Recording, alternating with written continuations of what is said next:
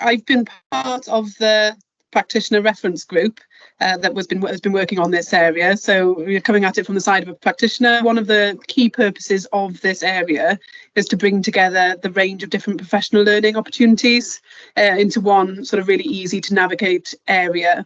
I think what I, as a practitioner, and lots of my colleagues found is that it's very difficult to access, or has been very difficult to access, sort of relevant and up-to-date professional learning without going hunting for it. Basically, is it coming through the consortia? You know, are we contacting our sort of our professional leads within the local authority? And therefore, I think there has been a feeling that sometimes we've been missing out on opportunities, sometimes geographically where we are living, and having access to, or sort of equitable access to professional learning. And I think that was one of the key things that we were all really passionate about, is that we wanted this to be an area that everybody, all types of practitioners at all levels within schools could access and find professional learning that was relevant to them.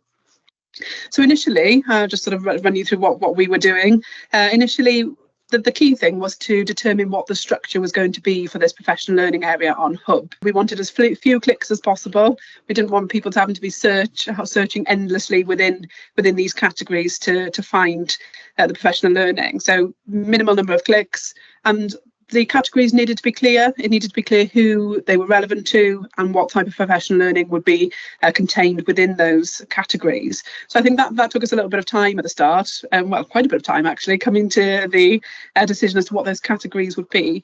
And we'd also looked at the criteria that we would use for reviewing the professional learning that was already on Hub. So we wanted it, for instance, if there needed to be relevance to the new curriculum. You know, obviously that's going to be, you know, essential for any professional learning going forward. Needed to be linked to up-to-date policy. We wanted it to be research informed. There's very much a big drive, especially with professional standards, towards things being research informed and evidence based. And I think that should come through within the professional learning that it's available on Hub, definitely. And purposeful, that we wanted there to be evidence of impact within, you know, the resources available. So a lot of the time that we sort of met as a group involved reviewing those resources that were already on Hub.